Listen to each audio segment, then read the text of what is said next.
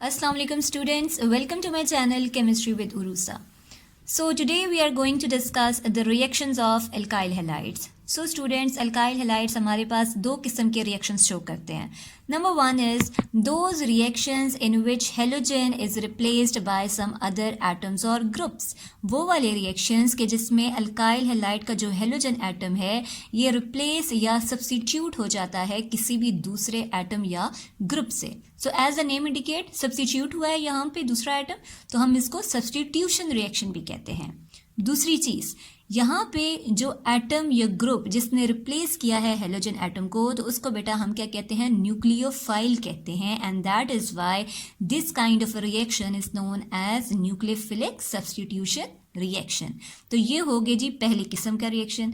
Secondly, those reactions which involves the removal of HX from the alkyl halide, वो वाले reaction जिसमें alkyl halide में से क्या हो जाता है जी, HX रिमूव हो जाता है या एलिमिनेट हो जाता है. ठीक है, इसको हम बेटा कह सकते हैं डीहाइड्रोहेलोजिनेशन भी कह सकते हैं. D means removal of what, hydro means hydrogen and halogenation means कि वो हेलोजन एटम भी जो है वो क्या हो जाता है जी, यहाँ पे एलिमिनेट हो जाता है. So as the name indicates eliminate, so we can also say it as elimination reaction. So these are the two kinds of reactions with the alkyl halides basically show. अच्छा, अब इस वीडियो में जो है हम जिसको प्रोसीड कर रहे हैं, ये पार्ट 1 है सब्स्टिट्यूशन रिएक्शन की. ठीक है, हम फिर उसी को आगे कंटिन्यू करेंगे. तो बेटा अब बात करते हैं जी रिप्रेजेंटेशन की. सब्स्टिट्यूशन को ही आगे लेकर चलते हैं. तो रिप्रेजेंटेशन में एज आई हैव सेड कि न्यूक्लियोफिलिक सब्स्टिट्यूशन रिएक्शन, तो हम इसको अगर रिप्रेजेंट करें तो हम इसको SN के तौर पे लिख सकते हैं, जहाँ पर N जो है वो हम सबस्क्रिप्ट में लिखेंगे. ठीक है जी, है तो ये कैपिटल लेकिन इसको सबस्क्रिप्ट में आप लिखेंगे. यहाँ पर आगे मैंने इसको फर्दर डिवाइड किया हुआ है इनटू SN1 एंड SN2. तो यहाँ पे बेटा कुछ कंडीशंस हैं जिनकी बिना पर हम लोगों ने SN को इन दो में डिवाइड किया हुआ है. अगर तो ये जो हमारे पास रिप्लेसमेंट हो रही है, ठीक है, एटम्स की, वो 2 स्टेप में हो रही है. ठीक है, तो ऐसे वाले रिएक्शन को फिर हम क्या कहेंगे, SN1 कहेंगे. लेकिन अगर ये बॉन्ड ब्रेकिंग या बॉन्ड फॉर्मेशन, ठीक है, वो एक ही स्टेप में हो रही है, आगे आपको पता चलेगा कि मैं किस चीज़ की बात कर रही हूँ, तो उसको हम फिर क्या बोलेंगे, SN2 रिएक्शंस कहेंगे. ओके, अब आते हैं जी general mechanism of substitution reaction. तो बेटा यहाँ पे मैंने कुछ टर्म्स लिखे हुए हैं like nucleophile, substrate and living group. अब इनका क्या मतलब है देखते हैं. सबस्ट्रेट हमारे पास वो होता है कि जिसके ऊपर सारे का सारा रिएक्शन हो रहा होता है. ठीक है, तो सबस्ट्रेट हमारे पास क्या है जी, अल्काइल हैलाइड है. ठीक है, अच्छा, अल्काइल हैलाइड में ये हमारे पास हो गया अल्काइल ग्रुप और ये हमारे पास आ गया हेलोजन एटम. तो सबसे पहले एक चीज़ क्या होगी कि यहाँ पर हेट्रोलिटिक फिजन होगी. ठीक है, और दोनों के दोनों इलेक्ट्रॉन्स आ जाएंगे जी इस हेलोजन एटम की तरफ. अब ये हेलोजन एटम क्या कर लेगा, लीव कर देगा in the form of this, यानी कि नेगेटिव चार्ज की फॉर्म में, और इसको फिर हम क्या बोल देंगे जी, लीविंग ग्रुप कहेंगे इसको. ठीक है, अब क्या होगा, जब इसने अपने दोनों इलेक्ट्रॉन कार्बन ने इस हेलोजन एटम को दे दिए, तो यहाँ पे क्या आ गया, इलेक्ट्रॉन की डेफिशिएंसी आ गई, यहाँ पे प्लस चार्ज आ गया. इट मीन्स कि ये क्या बन गया, कार्बोकेटाइन बन गया. यहाँ पे इलेक्ट्रॉन की डेफिशिएंसी आ गई. जब इसकी डेफिशिएंसी को ओवरकम करने के लिए दूसरा एटम आया, तो उसको हम क्या बोलेंगे, न्यूक्लियोफाइल कहेंगे. और इस न्यूक्लियोफाइल की स्पेशलिटी क्या है कि इसके ऊपर नेगेटिव चार्ज होता है. नेगेटिव चार्ज का मतलब कि इसके पास अनशेयर्ड पेयर ऑफ इलेक्ट्रॉन होता है जो कि आकर इस कार्बोकेटाइन की तरफ आ जाता है. ठीक है, और यहाँ इसके साथ ये क्या हो जाएगा जी, अटैच हो जाएगा. तो अब यहाँ पर ये तो इसका जनरल मैकेनिज्म होता है. ठीक है, यहाँ पर अब मैंने बेटा कुछ स्पेशल टर्मिनोलॉजीज लिखी हुई हैं, जैसे कि ये आपके पास आ गया लीविंग ग्रुप. ठीक है, ये लीविंग ग्रुप कौन सा था, जो यहाँ पर हेलोजन एटम जो है वो रिमूव हुआ था, वो वाला लीविंग ग्रुप है. जिसके ऊपर काम हुआ है वो क्या है, सबस्ट्रेट है, और जिसने अटैक किया है वो क्या है, न्यूक्लियोफाइल है. अब हम ज़रा इनको डिटेल में देखते हैं कि कौन कौन से एटम्स या ग्रुप्स को हम जो है इस कैटेगरी में लिख सकते हैं. So the first one is nucleophile. So as the name indicates, nucleo means nucleus and phile means what, loving, यानी कि वो वाला एटम या ग्रुप जो कि न्यूक्लियस की तरफ अट्रैक्ट होगा. So that one is known as nucleophile. इसकी स्पेशलिटी क्या है कि इसमें अनशेयर्ड पेयर ऑफ इलेक्ट्रॉन होता है, यानी कि वो वाला इलेक्ट्रॉन जो कि ये बॉन्डिंग के लिए यूज़ कर सकता है. अब इसको हम दो कैटेगरीज में ले सकते हैं, ठीक है। ये तो आपने याद ही करनी होंगी कि कौन कौन से जो है अगर आपके पास एटम्स या ग्रुप्स हैं तो आप उनको एज अ न्यूक्लियोफाइल ले सकते हैं। तो न्यूक्लियोफाइल बेटा दो किस्म के होंगे, या तो न्यूट्रल मॉलिक्यूल्स, न्यूट्रल मॉलिक्यूल्स का मतलब जैसे कि अमोनिया है, वाटर है, PCl3 है या सल्फर डाइऑक्साइड है। लेकिन न्यूट्रल मॉलिक्यूल्स में यहाँ पर मैंने बात की जिनके पास अनशेयर्ड पेयर्ड ऑफ इलेक्ट्रॉन है, आप कहेंगे कि यहाँ पे इसने न्यूट्रल मॉलिक्यूल जो है वो लिख दिए हैं। इसका क्या मतलब हुआ? तो देखें, अमोनिया है, ठीक है, इसको ओपन फॉर्म में अगर मैं इसका स्ट्रक्चर लिख दूं तो कुछ इस तरह आएगा। अमोनिया ने अपने 3 इलेक्ट्रॉन जो हैं वो शेयर किए हुए हैं हाइड्रोजन के साथ। इसके आउटरमोस्ट शेल में कितने होते हैं? 5 इलेक्ट्रॉन होते हैं। 3 इसने किसके साथ शेयर किए हुए हैं जी? हाइड्रोजन के साथ। पीछे कितने बच गए? 2। ये आ गया आपके पास लोन पेयर, या हम इसको अनशेयर्ड इलेक्ट्रॉन पेयर भी कहते हैं, जो कि अवेलेबल है for what? For bonding purpose. तो इस तरह के न्यूट्रल मॉलिक्यूल्स के जिनमें लोन पेयर है और हैं वो न्यूट्रल, तो उनको हम यूज़ कर सकते हैं एज अ न्यूक्लियोफाइल। इसी तरह वाटर में क्या है? ऑक्सीजन के पास 2 लोन पेयर्स हैं, लेकिन बॉन्डिंग के लिए सिर्फ और सिर्फ एक ही इस्तेमाल होता है। PCl3 के पास भी हमारे पास इलेक्ट्रॉन पेयर है, इसी तरह सल्फर डाइऑक्साइड के पास भी हमारे पास इलेक्ट्रॉन पेयर है।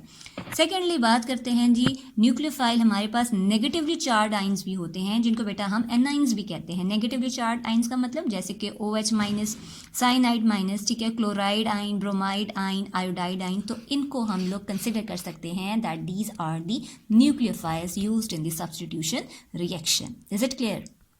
अच्छा जी, अब बात कर लेते हैं इलेक्ट्रोफाइल की। तो students, as the name indicates, electro means electron and phile means loving, यानी वो वाले एटम्स या ग्रुप्स जो कि इलेक्ट्रॉन लविंग है, इलेक्ट्रॉन की तरफ अट्रैक्ट होते हैं, so they will be known as the electrophile. Obviously बात है कि इलेक्ट्रॉन डेफिशिएंट स्पीशीज़, यानी वो वाले एटम्स और ग्रुप्स जिनमें इलेक्ट्रॉन की कमी होती है, वही इलेक्ट्रॉन की तरफ क्या होंगे जी? अट्रैक्ट होंगे। Just like BF3, AlCl3, FeCl3। Similarly हमारे पास कैटाइंस हैं जिनके ऊपर पॉजिटिव चार्ज होते हैं, जस्ट लाइक क्लोरोनियम आइन, ब्रोमोनियम आइन एंड नाइट्रोनियम आइन। पॉजिटिव चार्ज का मतलब है कि इन्होंने अपना इलेक्ट्रॉन दिया हुआ है, ठीक है, तो इनमें भी इलेक्ट्रॉन की क्या है? कमी है। So these cations and electron deficient species will act as the electrophile. अब यहाँ पर एक क्वेश्चन अराइज होता है कि इलेक्ट्रॉन डेफिशिएंट स्पीशीज का एग्जैक्ट मीनिंग क्या है। तो let's take the example of this BF3। So students, we know that boron का जो एटॉमिक नंबर होता है दैट इज 5। इट मीन्स कि उसके S शेल में 2 इलेक्ट्रॉन्स हैं और उसके आउटरमोस्ट शेल में कितने इलेक्ट्रॉन्स हैं जी? 3 इलेक्ट्रॉन्स हैं।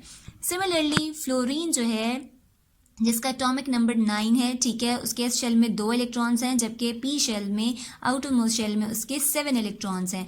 तो इसको अपने ऑक्टेट कंप्लीट करने के लिए कितने इलेक्ट्रॉन्स चाहिए? 1 इलेक्ट्रॉन चाहिए, ठीक है, जबकि बोरॉन को अपना ऑक्टेट कंप्लीट करने के लिए 5 इलेक्ट्रॉन्स चाहिए। अब आते हैं इसके स्ट्रक्चर की तरफ। तो स्टूडेंट्स, यहाँ पे आप देखें, बोरॉन ने अपने 3 इलेक्ट्रॉन्स जो हैं तो वो बॉन्ड बनाया हुआ है फ्लोरीन के साथ, ठीक है, शेयर किए हुए हैं अपने इलेक्ट्रॉन्स। तो यहाँ पे फ्लोरीन को अगर आप देखें, तीनों फ्लोरीन्स को, तो उनका ऑक्टेट कंप्लीट है, जैसे 2, 4, 6, 8 इलेक्ट्रॉन्स इस फ्लोरीन में भी हैं, 8 इसमें भी हैं और 8 इसमें भी हैं।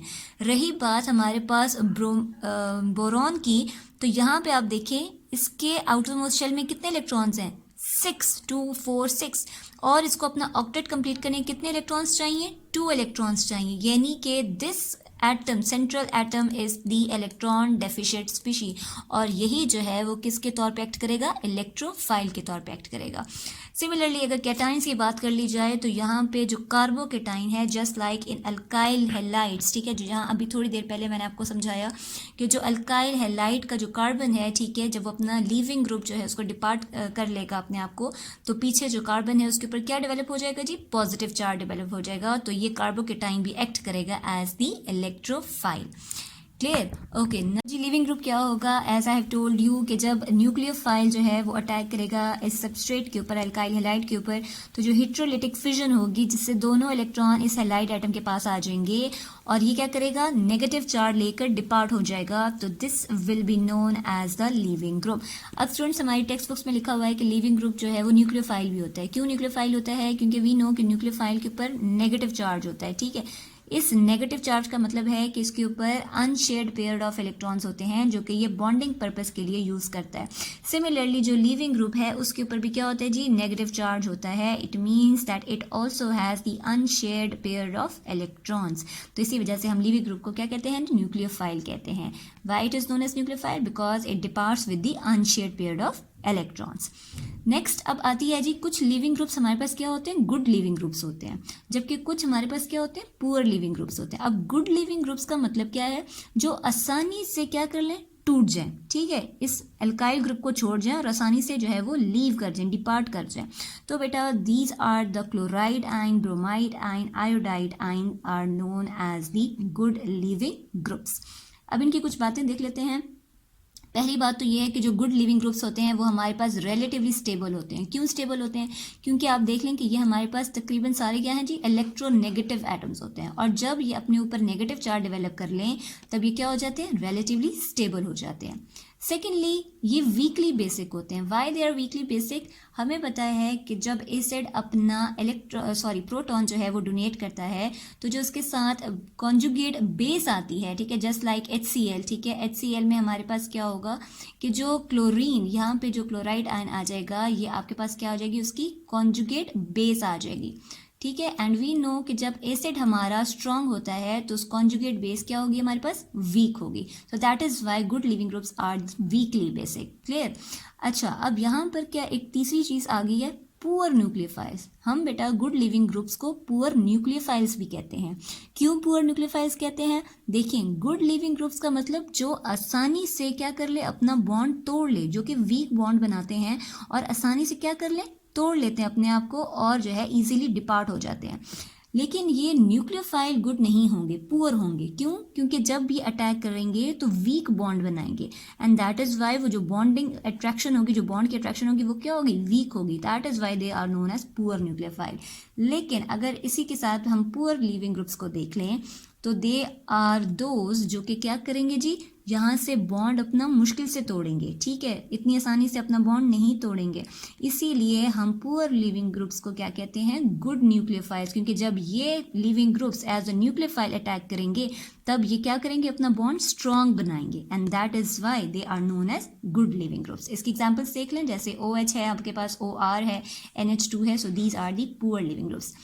अब यहाँ पर एक बात और आती है कि जो हमारे पास आयोडाइड आयन है तो ये बेटा एक्ट करता है as a good leaving group as well as a good nucleophile. अब यहाँ पर जितनी भी हमारी ऊपर डिस्कशन हुई है तो वो सारी की सारी यहाँ पे गलत साबित हो रही है, लेकिन ऐसा है नहीं, ये सिर्फ और सिर्फ आयोडाइड के केस में है, ठीक है।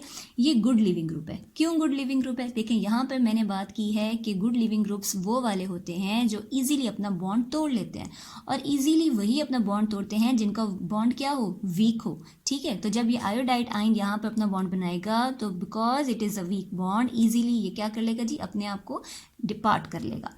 सेकेंडली गुड लिविंग ग्रुप ये क्यों है, क्योंकि इसका साइज बड़ा होता है। जितना इसका साइज बड़ा होगा, ठीक है, फ्लोरीन, क्लोरीन, ब्रोमीन आप देख लें, ठीक है, और आयोडीन लास्ट में आता है, इसका साइज बड़ा होगा तो इसकी हाई पोलराइजेबिलिटी भी होगी। That is why it will be known as a good nucleophile. क्योंकि यहाँ पे अगर एक और बात जो है इसको थोड़ा डिटेल में देखें तो बेटा हमें पता है कि हम SN1 और SN2 रिएक्शंस में आगे जाके आप पढ़ेंगे कि हम वहाँ पर सॉल्वेंट भी यूज़ करते हैं, ठीक है। तो जब सॉल्वेंट हम लोग उसमें ऐड करेंगे, ठीक है, और आपके पास हमारे पास iodide ion as a nucleophile act कर रहा होगा तो because of its large size ये वीक फोर्सेस डेवलप करेगा सॉल्वेंट के साथ, ठीक है, और इजीली उन फोर्सेस को ओवरकम कर लेगा and will attack on the substrate. लेकिन अगर इसी के जगह हमारे पास क्लोराइड या फ्लोराइड होता तो वो due to small size strong forces develop कर लेते सॉल्वेंट के साथ and hence they will leave the solvent slowly. Thus, the iodide ion is a good nucleophile as well as a good leaving group. Okay जी, last में बात आ जाती है substrate की। तो सबस्ट्रेट वो होता है कि जिसके ऊपर सारा के सारा जो है वो काम हो रहा है। सो यहाँ इन रिएक्शंस में हमारे पास alkyl halide is the substrate. So this is all for today. I hope आपके कॉन्सेप्ट्स क्लियर हुए होंगे। सो इंशाल्लाह नेक्स्ट वीडियो हम लोग SN1 और SN2 रिएक्शंस को डिटेल में पढ़ेंगे। Thank you so much.